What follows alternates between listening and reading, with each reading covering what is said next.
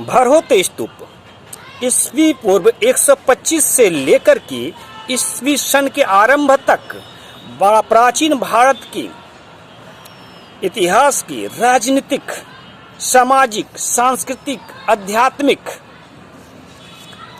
जो परिवर्तन है उसका केंद्र रहा था। और आप यदि प्रश्न आपके मन में उपजे कि आखिर शक जो हैं, शख्सियत जो हैं, किस प्रकार से भारतीय समाज में विशिष्ट सम्मानजनक स्थान, जातीय स्थान को प्राप्त कर सके, उसका उत्तर आपको भरूच तक पहुंचकर प्राप्त होगा।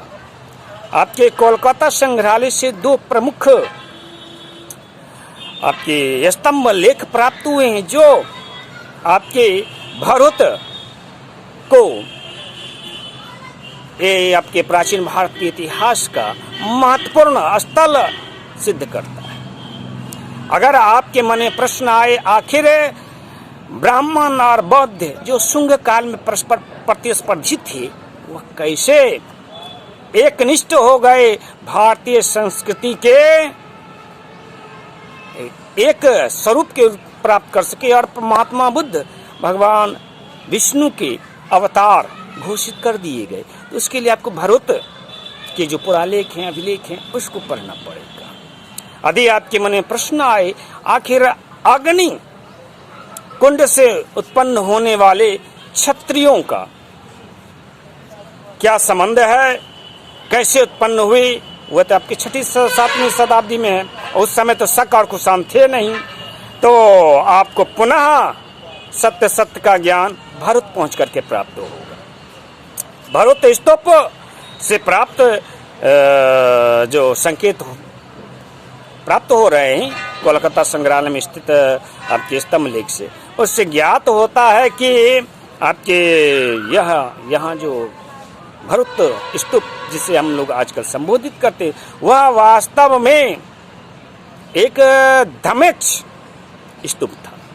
धमेक्ष स्तूप जो आपके ऐतिहासिक स्तूप, स्मारक या महापुरुषों के नाम से स्थापित होती हैं, वैसे स्तूपों को आपके धमिक, अवदन, उमद, जद्द स्तूप संबोधित किया जाता है। तो यह उसी श्रेणी का स्तूप था अभी तक तो यह, लेकिन भिन्न भिन्न प्रत्येक 100 साल में 50 या 100 साल के मध्य इसका जो स्वरूप है उसका में परिवर्तन प्राप्त होता है, ऐसा संकेत भी प्राप्त होता है।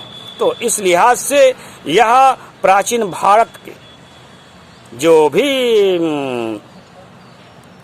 पुरातात्विक अवशेष, पुरातात्विक स्थल हैं, उनमें सर्वश्रेष्ठ स्थल है। अब यहाँ पर प्रश्न उठता है कि जब भरूच स्तूप ईस्वी सन के 100 वर्ष पहले तक अवदन, उमद, जद्द स्तूप था, कहने का तात्पर्य एक मंदिर था, तो फिर वह अग्नि मंदिर के रूप में क्यों लेखबद्ध है? विद्वानों ने लेखबद्ध किया, जैसे आयनाकवड़ी में फेज ने इसको अग्नि मंदिर के रूप में उल्लेखित किया हुआ है, आखिर क्यों? दूसरा कि नागौद के राजा को स्वयं अलेक्जेंडर कनिंघम ने, जिन्होंने यहाँ उत्खनन करवाया था, एक दिव्या अस्थि भस्म से युक्त थी, उसमें पुष्प था, तो उसको सौंपा है। कहने का तात्पर्य यह जवच्चम मध्य स्तूप था। यहाँ पे किसी महापुरुष या किसी संत का भस्म, अस्थि भस्म यहाँ पे रखा गया था। महात्मा बुद्ध का अस्थि भस्म तो इसमें था नहीं। महात्मा बुद्ध के जो अस्थि भस्म थे वो 8 भागों में विभक्त हुए थे और वह 8 स्तूप उस पर निर्मित हुआ था। तो उसके पश्चात यदि कहा जाता है कि सम्राट अशोक ने उन स्तूपों से अस्थि भस्म निकाल करके 84,000 स्तूपों का निर्माण करवाया था। तो जो सम्राट अशोक सांची का स्तूप को भव्यतम स्वरूप प्रदान कर सकता था। तो वह जो महाचत्वर के केंद्र में चौराहे पर अवस्थित था और पाटलिपुत्र से निकट था, भरहुत महाचत्वर, जो समकाल में आपको दवव्रत जिसे संबोधित किया जाता था, तो वहाँ पर भी भव्यतम रूप में उसे स्थापित कर सकता था। लेकिन भव्यता कब प्राप्त होती है? दवव्रत पुरास्थल, धमक पुरास्थल को शुंग काल में, वह शुंग काल के अंतिम चरणों में 125 ईसा पूर्व से लेकर के आपके 57 ईसा पूर्व के मध्य। तो प्रश्न उठता आखिर वह जो अस्थि भस्म थी किसकी थी? तो संभावना व्यक्त हो कि यहाँ पे अग्नि कार्य यानी कि हवन कार्य होते थे, क्योंकि ये मंदिर था, अग्नि मंदिर था। आईने अकबरी में फेज ने उसका उल्लेख किया है कि यहाँ पे अग्नि मंदिर था और इसकी जो महातपस्वी थे, इसके जो पुजारी थे इस अग्नि मंदिर के, वह थे महावाह, इसे बृहतवाह भी कह सकते हैं। आप देखिए लाल बहार को, तो वह हाथ फैलाए हुए आपको प्रतीत होगा, जैसे सबको गले लगा ले, सबको बुला रहे, विशाल बाह। तो इस प्रकार के एक महात्मा भी थी, जिस जो आपके धन जी, धनभूति शुंग के काल के थे। 100 और धनभूति शुंग कौन था? आपके अग्निमित्र, पुष्यमित्र शुंग का पुत्र, अग्निमित्र का मित्र था, इटावा का प्रशासक था, जो कालांतर में जैन का भी प्रशासक बना था, क्षत्रप बनाया गया था अग्निमित्र के द्वारा। तो मालवा क्षेत्र का, तो वह उसका काल कब होगा? तो उसका काल होगा 140 से लेकर के 130 से लेकर के अब के बहुत बात 100 ईसा पूर्व तक। तो इन मध्य में वह इस संसार में था। और उसी युग में आपके एक बार महाबाह के जो ये दीप ज्योति थी, ज्योति स्तूप था, वहाँ पे दीप दान से उसे रोका गया, यज्ञ कार्य करने में रोका गया। तो उसने इटावा के प्रशासक के रूप में जब धनभूति शुंग था, तो उसके सामने आवेदन किया था, निवेदन किया था, और अपने प्रभाव से धनभूति शुंग ने वहाँ जो विरोधी थे उसको शांत किया, उसका समन किया, और महाबाह को पुनः दीप ज्योति पूजन कार्य में फिर बाधा नहीं रहा, और वह पुनः उस कार्य को संपादित कर सका। तो पहला इतना बड़ा विलक्षण किस्म का संत था, तो उसका समाधि तो बनना है ही, या तो वह है उसकी समाधि, उसकी अस्थि भस्म संभावित है, जो नागोद को राजा को प्राप्त हुआ था, अलगजनक ने उनको सौंपा था डिबिया। अथवा दूसरा है भदंत महालस, जिसकी स्तंभ लेख वेदिका से प्राप्त हुई है, जिसे आप देख रहे हैं, जिस पे उत्कीर्ण है भदंत महालस वरम दान।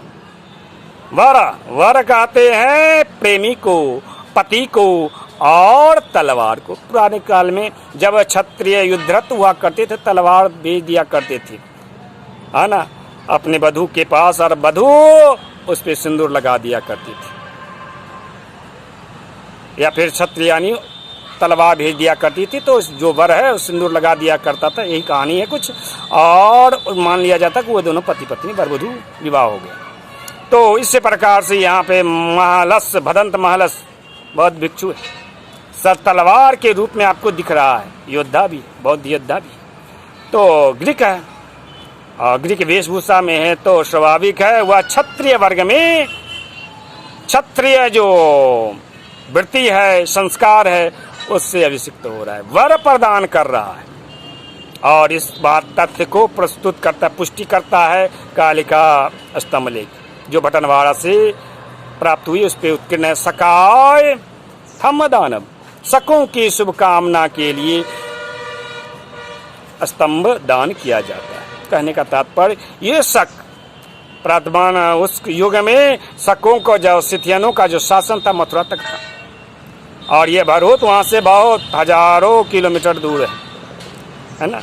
और मालवा तक में उनका प्रभाव था शकों का, गुजरात के जो क्षत्रप थे। लेकिन यहाँ पर मुख्यतः पाटलिपुत्र, साकेत में आपके शुंग वंशियों का शासन था, तो उसका प्रभाव अधिक था।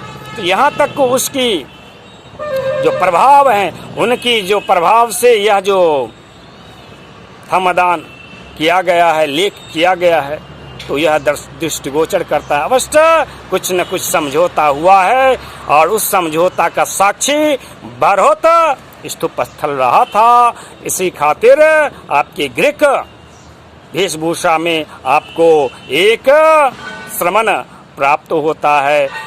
वह आपके हिंदू रीति रिवाज जो है, वैदिक रीति रिवाज, उस अनुरूप वरदान कर रहा है, तलवार दान कर रहा है और शकों के लिए कृपा मांग रहा है। कहने का तात्पर्य इस जगह आपके कुछ न कुछ विशेष घटना घटी। वह घटना क्या थी? तब जब उसके परिवेश को देखिएगा, वर्तमान परिवेश को, वहाँ पे मथुरा पितोरा, भरत स्तूप में के आसपास मथुरा पितोरा सहजना और आपको लाटन नाम के ग्राम प्राप्त, जो इस स्थल को विस्तृत सामूहिक विवाह स्थल के रूप में प्रस्तुत करता है, उस और संकेत करता है कि अवश्य यहाँ पे काल क्रम में विशेष विशेष शिविर लगे होंगे, और वहाँ पे जो धर्म आपके कहिए कि ग्रीकों का हिंदू धर्म में, ब्राह्मण धर्म में आपके परिवर्तन हुआ, बौद्धों का ब्राह्मणों में, ब्राह्मणों का बौद्धों में, एक तरह से इस आपस में परस्पर विवाह संस्कार संपादित हुआ था। उस तत्व की ओर यह संकेत करता है। तीसरा और कि मिनांडर प्रथम जो बहुत प्रतापी था, बहुत आचार्य नागसेन का शिष्य था, कहीं उसका तो यहाँ पर स्तूप नहीं है, क्योंकि उसकी जो है एक दीपावली में आपकी अग्निकांड में शिविर में उसकी आग लगी थी। इस प्रकार से लेख उसमें जल करके वो भस्म हो गया था।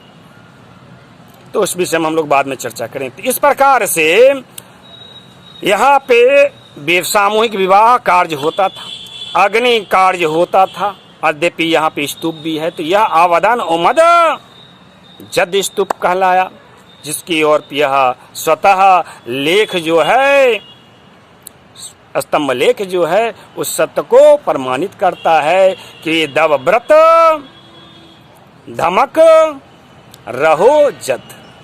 इस प्रकार से यह घोषित करता कि यह धर्माक्ष स्तूप है, और इस धर्माक्ष स्तूप में यह समाधि स्तूप नहीं है। इसीलिए यहाँ पे यज्ञ कार्य संपादित हो रहा था। तो कोई आश्चर्य का प्रसंग नहीं। आश्चर्य का प्रसंग यह है कि आखिर वह जो धर्म कार्य था क्या था? तो वह धर्म कार्य था जो था आपके विवाह संस्कार के कार्य भी थे और भी कार्य धर्म कार्य के होते हैं, लेकिन विवाह कार्य भी थे। और उस विवाह कार्य में शकों का, सिथियनों का धर्मांतरण हुआ और वे क्षत्रिय जाति में समाहित कर लिए गए, इन ब्राह्मण संप्रदाय के अंतर्गत।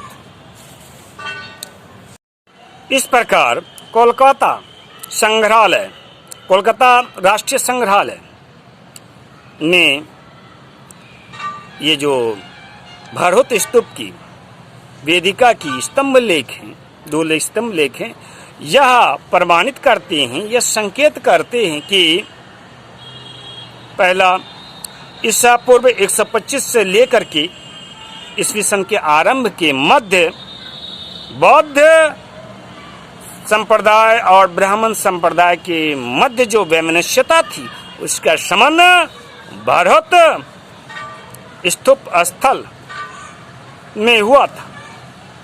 और इनका शमन तो हुआ ही हुआ, साथ ही साथ एक नई जाति का प्रवेशन सम्मानजनक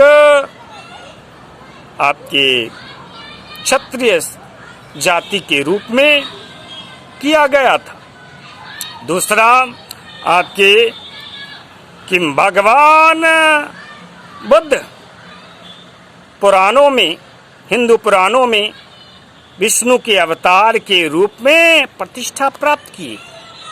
यह भी तभी संभव है जब हम स्वीकार कर लें कि यह जो भरहुत स्तूप है, उसका पूर्व नाम दावा व्रत धमक रहो स्तूप पर रहा होगा, जैसा कि आपकी पूरा लेख में उत्कीर्ण है।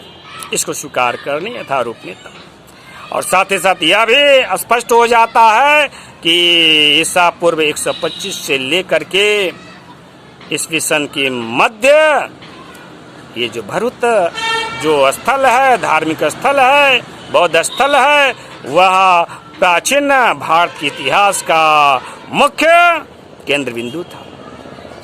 और यहाँ पर धर्म सत्ता ने राज सत्ता को मार्ग दर्शन किया था, जिसके कारण प्राचीन भारत की जो इतिहास है उसमें धर्म की तो गौरवपूर्ण स्थान प्राप्ति है। साथ ही साथ सुख शांति समृद्धि सौहार्द और विश्व बंधुत्व की भावना, भ्रातृत्व भावना का संचार हमारे भारतीय समाज में हो सका था।